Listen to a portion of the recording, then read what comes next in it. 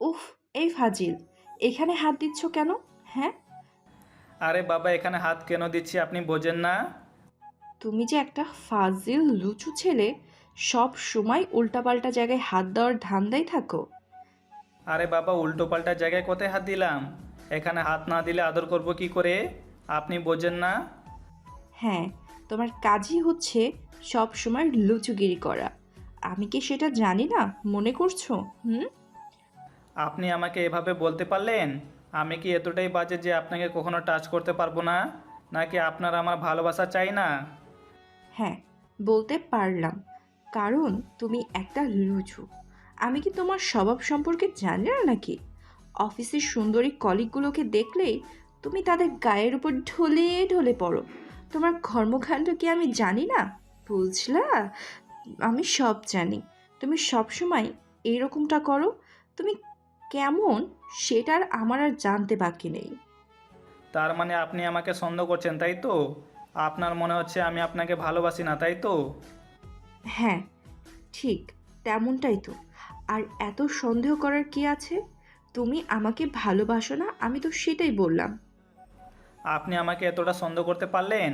আমি আপনাকে ভালোবাসি বলেই আপনার কাছে এসেছিলাম, আদর করতে চাইছিলাম। আপনি সবসময় আদরের কথা বলেন তাই এসেছিলাম। কিন্তু আপনি এমনটা বলতে পারলেন? আমি বুঝতে পারছি আপনি হয়তো এখন আর আমার ভালোবাসা চান না, তাই না? আব্দুল, আমি কি একবারও সেটা বলিনি। তুমি সব সময় দুষ্টুমি করতে থাকো। আর আজকে অফিসের মধ্যে এমনটা করছো কেন? তাহলে কি সমস্যায় পড়তে হবে না বলো? ও এখন সমস্যা হয়ে যাচ্ছে? বিয়ের আগে আপনি বারবার আমাকে কাছে টেনে নিতেন, কেবিনে দরজা আটকে দিয়ে আমার সাথে রোম্যান্স করতেন, তখন সমস্যা হতো না? তখন কেউ দেখে ফেলতো না, তাই না? আপনার বেলায় 16 আনা আর আমার বেলায় 4 আনাও না। সবসময় শুধু আপনি আমাকে দোষারোপ করেন। আচ্ছা ঠিক আছে। আরে বাবা, তখন তো তোমাকে প্রচণ্ড পরিমাণে ভালোবাসতাম। আর তোমাকে নিজের কাছে টেনে নিতাম। কারণ তখন তোমাকে ভালোবাসাটা বোঝানোর চেষ্টা করতাম আমি। কিন্তু তুমি তো সেটা বুঝতে চাওনি। তার মানে আপনি বলতে চাচ্ছেন আমি আপনার ভালোবাসাটা বুঝি না? আর এখন আমি আপনাকে ভালোবাসি না, তাই না? আর আপনি আমাকে এখন ভালোবাসেন না? এখন আমাদের বিয়েটা হয়ে গেছে বলে সব শেষ হয়ে গেছে, তাই তো? আব্দুল, আমি কিন্তু তেমন করে বলতে চাইনি।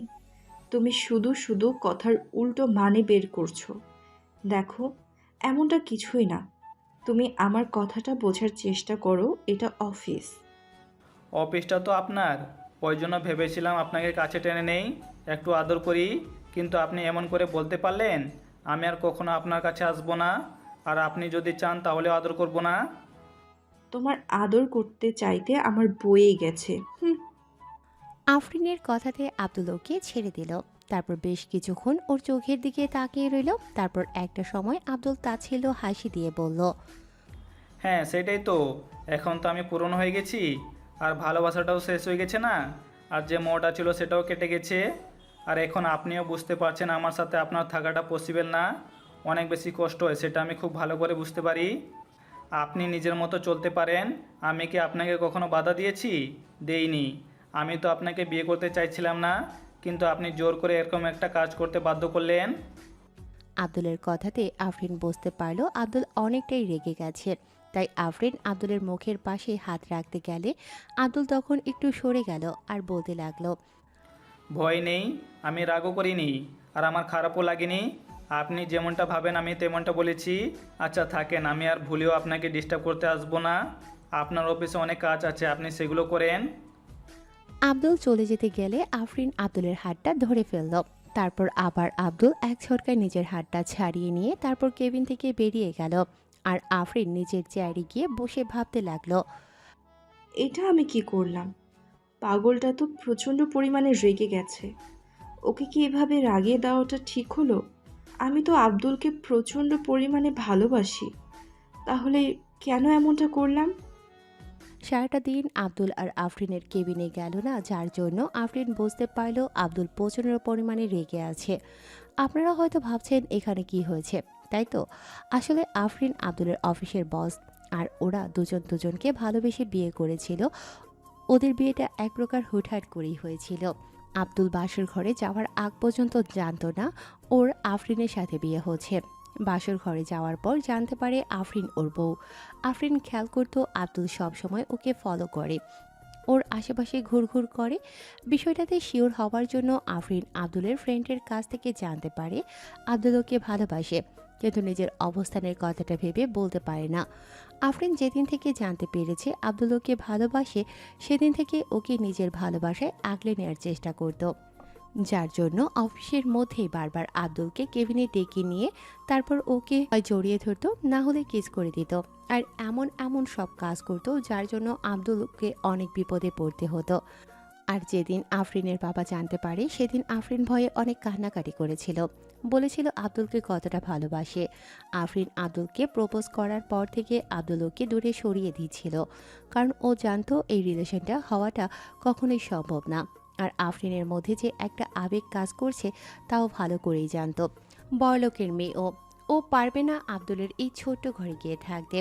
ওর অভ্যাস অট্টালিকায় থাকার, যেখানে আব্দুলের কাছে গিয়ে থাকা ওর পক্ষে সম্ভব না। তারপর শেষ পর্যন্ত আফরিনের পাগলামিতে আর ভালোবাসার কাছে হার মানতে হয়েছিল আব্দুলকে। এক সপ্তাহের মধ্যে ওদের বিয়ে হয়েছিল, কিন্তু আব্দুল জানতো না আফরিনের সাথে ওর বিয়েটা হয়েছে। তারপর যখন আব্দুল বাসর ঘরে আসে তখন আফরিন ওকে শক্ত করে জড়িয়ে ধরল। আব্দুল ওকে ছাড়িয়ে নেয়, তারপর ওর মুখের দিকে তাকাতেই খেয়াল করে মেয়েটা আর কেউ নয়, আফরিন। তো বিকেল হয়ে গেছে, এর মধ্যে লাঞ্চ টাইমটা শেষ হয়ে গেছে, কিন্তু আব্দুল আর খেতেও আসেনি, যার জন্য আফরিনের আরও খারাপ লেগেছে। বোঝাতে পারছে না ও আফরিনের বিহেভিয়ারে কতটা কষ্ট পাচ্ছে, তাই ও দুপুরে খায়নি। আর আফরিন কাজের চাপের জন্য কথাটা বলতেও ভুলে গেছে। তো বিকেলের দিকে কাজের জন্য আফরিন আব্দুলকে ডেকে পাঠালো। তখন কেবিনের সামনে এসে অনুমতি নিয়ে ভেতরে ঢুকে তখন আফরিন ওর দিকে তাকিয়ে রইল আর আব্দুল বলল, আপনি আমাকে ডেকেছেন? হ্যাঁ, ডেকেছি, কিন্তু তুমি ওরকমভাবে বলছো কেন? ম্যাম, কিছু বলার থাকলে বলেন। আর আমি কিভাবে কথা বলছি আপনার কাছে খারাপ লাগলে বলেন, আমি আর কোনো কথা বলবো না। এর থেকে ভালো করে কথা আমি বলতে পারি না। তুমি কি আমার উপরে রাগ করে আছো? তাই তো এভাবে কথা বলছো তুমি আমার সাথে। আপনার কেন মনে হলো আমি আপনার উপর রেগে আছি? আপনার উপর রাগ করতে যাব কেন? আমি বুঝতে পারছি তুমি আমার কথাই তখন রাগ করছো তো, তাই না? দেখো, আমি তো এই কথাগুলো ওই কথাগুলো আপনি মজা করে বলেছেন, আমি সেটা খুব ভালো করে বুঝতে পেরেছি। আমাকে আর কিছু বোঝাতে হবে না প্লিজ। আমাকে আর এসব বলবেন না। কোনো কাজ থাকলে বলুন, আমি সেটা করে দিচ্ছি। আর আপনি তো তখন বললেন এটা অফিস, অফিসের মধ্যে এসব কথা না হওয়াটাই ভালো। পারিবারিক কথা সেটা অফিসে না বললেই আমি খুশি হব। আফরিন বুঝতে পারলো আব্দুল অনেকটা রেগে আছে, তাই ও চেয়ার ছেড়ে উঠে আসলো। তারপর আব্দুলের সামনে আসলে ও মাথাটা নামিয়ে নিল। তখন আফরিন হঠাৎ করেই আব্দুলের সামনে এসে যখন আব্দুলের শার্টের কলারটা ধরলো, আব্দুল বুঝতে পারলো আফরিন কী করতে চাইছে, তাই জোর করে ওকে ছাড়িয়ে নিল। আফরিন বেশ অবাক হয়ে গেল আর বলতে লাগলো, কি হলো? ছাড়িয়ে নিলে যে? এখনো রাগ করে আছো আমার উপর? দেখেন ম্যাম, আমি অফিসের মধ্যে চাই না এরকম কিছু হোক। তারপর কেউ জানাজানি হয়ে গেলে অনেক সমস্যা হবে। আপনি প্লিজ এমন পাগলামি করবেন না। আর এটা অফিস, এখানে রোম্যান্স করার জায়গা না। তাতে কি? তুমি তো আমার বর, আর বরের সাথে যেখানে সেখানে রোম্যান্স করা যায়, এতে ভাবার কি আছে বলো? আমি বুঝতে পারছি তো তুমি তখনকার কথাতে রাগ করে আছো, তাই তো আমি তোমাকে কথাগুলো ওভাবে বলতে চাইনি। বলো বেবি, তুমি প্লিজ রাগ করে থেকো না আমার উপর। দেখেন ম্যাম, এসব নেকামি অফিসে করবেন না। আমি চাই না এসব কথা এখানে উঠুক। ও, তার মানে আমার ভালোবাসাটাকে তোমার কাছে ন্যাকামি মনে হয়? আপনি যা ভাবার ভাবতে পারেন, কাজ ছাড়া অন্য কথা আমি বলতে চাচ্ছি না। আপনার পার্সোনাল বিষয়ে আপনি যা খুশি আমাকে শোনাতে পারেন, কিন্তু এতে আমার কোনো মতামত নেই। আফরিন আব্দুলের রাগটা ভাঙানোর জন্য যখনই ওকে জড়িয়ে ধরতে যাবে তখন আব্দুল ওকে ছাড়িয়ে নিল। তারপর কেবিন থেকে বেরিয়ে গেল। সারাটা বিকাল আব্দুল আর আফরিনের সাথে দেখা করলো না। আফরিন বারবার ওকে কেবিনে ডাকলেও আব্দুল কাজের বাহানা দিয়ে এড়িয়ে গেল। আফরিন ভাবলো বাসায় গিয়ে ওর রাগটা ভাঙাবে। অফিস ছুটি হয়ে যেতেই আফরিন কেবিন থেকে বেরিয়ে আসে। তারপর আব্দুলের কেবিনের সামনে আসতেই ও অবাক হয়ে যায়। পিয়নকে জিজ্ঞেস করতেই পিয়ন বলে আব্দুল আগেই বেরিয়ে গেছে। আফরিন হতাশ হয়ে যায়, তারপর একা একাই বাসায় চলে যায়। অন্যদিকে আব্দুল আজকে আফরিনের এরকম একটা কথায় বুঝতে পেরেছে কেউ কারো নয়, কেউ হয়তো টাকার প্রয়োজনে কাছে আসে, আর না হয় কেউ ভালোবাসা নামক অদ্ভুত মায়ার জন্য কাছে আসে। তারপর মোহটা কেটে গেলে সময়ের সাথে সাথে ভালোবাসাটা বিলীন হয়ে যায়। আব্দুল ভেবে নিয়েছে আফরিন যেহেতু চায় না ওর কাছে আসতে, তাহলে আফরিনের থেকে সবসময় দূরে থাকার চেষ্টা করবে আর ভালোবাসাটা প্রকাশ করবে না। তো আফরিন বাসায় এসে দেখে আব্দুল রুমে কপালের ওপর হাত রেখে শুয়ে আছে। তখন আফরিন তাড়াহুড়ো করে গিয়ে আব্দুলের পাশে বসে আর বলতে শুরু করে। এই বাবু, বেবি, জান, কি হয়েছে? তোমার শরীর খারাপ করছে? আমাকে বলো, কোথায় খারাপ রাখছে? আফরিনের কথাতে আব্দুল ওর দিকে তাকালো। তারপর উঠে বসতেই আফরিন আব্দুলের গালে কপালে হাত দিয়ে দেখতে লাগলো ওর শরীর খারাপ করেছে কিনা। শরীর খারাপ লাগলে কি ডাক্তারি করবেন? আপনি আবার ডক্টর হলেন কবে থেকে? সেটা তো জানতাম না। আমি বুঝতে পারছি তুমি তখনকার বিষয়টা নিয়ে রেগে আছো, তাই না? দেখো, আমি তো মজা করে বলেছিলাম, তার জন্য তুমি এমন রাগ করে থাকবে আমার উপর? আমি তো বলছি আমি এসব বিষয় নিয়ে কোনো কথা বলতে চাই না। রাগ অভিমান কার উপর করব, যেখানে নিজের উপর রাগটাকেই কন্ট্রোল করতে পারি না। আর একটা কথা কি জানেন তো, মজার ছলে হলেও মাঝে মাঝে মানুষ সত্যি কথাটাই বলে দেয়।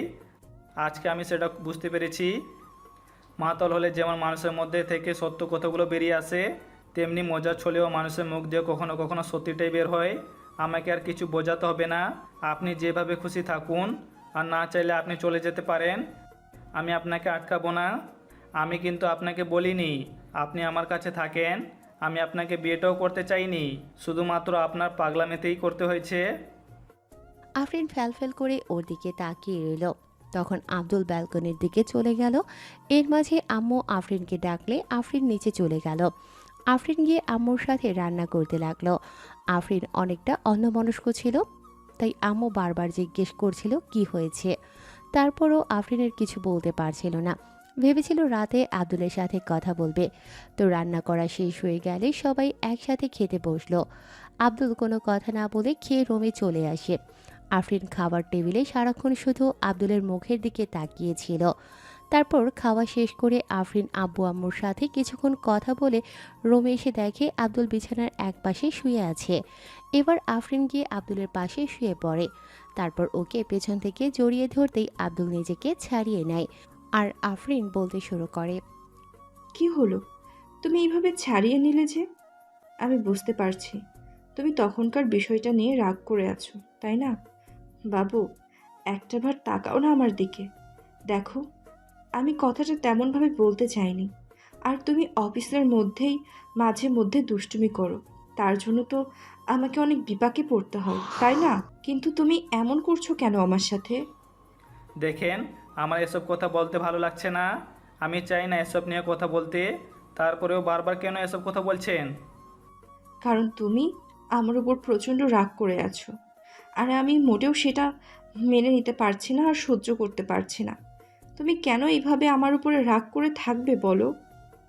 আমার রাগ করে থাকা আর না থাকাতে আপনার কিছু যায় আসে না। আপনি আমাকে ছাড়ুন। আর বলছি না এভাবে আমাকে স্পর্শ করবেন না।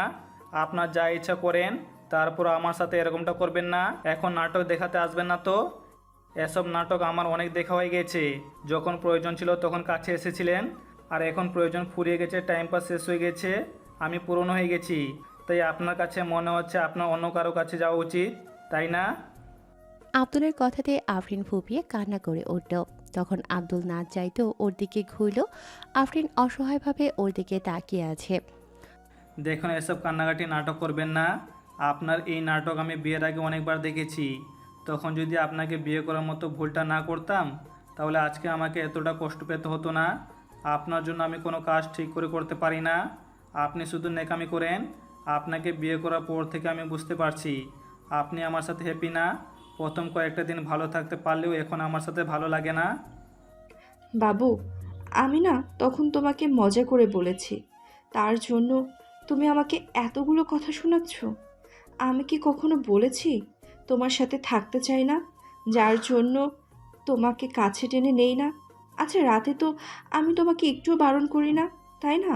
তোমাকে বুকের সাথে জড়িয়ে নিই, আর তুমি আমাকে এভাবে বলতে পারলে? আব্দুল চুপচাপ আফরিনের চোখের দিকে তাকিয়ে রইল। আব্দুলকে চুপ করে থাকতেই আফরিন একটা সময় উঠে গিয়ে ব্যালকনিতে দাঁড়ালো। আব্দুল বুঝতে পারল এখন রাগ দেখানোটা বাড়াবাড়ি হয়ে গেছে। আফরিন কান্না করতে পারে না, যার জন্য ফুপিয়ে ফুপিয়ে উঠছে। আব্দুল গিয়ে আফরিনের কাঁধের উপর হাত রাখলো। সাথে সাথে আফরিন ওর কাঁধের ওপর থেকে হাত সরিয়ে দিল। তখন আব্দুল ওকে পেছন থেকে শক্ত করে জড়িয়ে ধরল। এবার আফরিন কেমন নিস্তব্ধ হয়ে যায়। তাকেও আমার দিকে, আর কখনো রাগারাগি করব না। আমি জানি রাগারাগি করবেন আর ভালোবাসবেন না, তাই তো? আমি কিন্তু বারণ করিনি, তাকাও আমার দিকে। আব্দুল আফরিনকে নিজের দিকে ঘুরিয়ে নিল। আব্দুল জানে আফরিন বেশিক্ষণ ওর ওপর রাগ করে থাকতে পারে না। এবার আব্দুল আফরিনের কোমর জড়িয়ে ধরতেই আফরিন দেরি না করে ওদের চার ঠোঁট এক করে দিল। আব্দুলও ওর পাগলিটার সাথে রেসপন্স করতে লাগলো। তো ভালো থাকুক ভালোবাসা। ধন্যবাদ।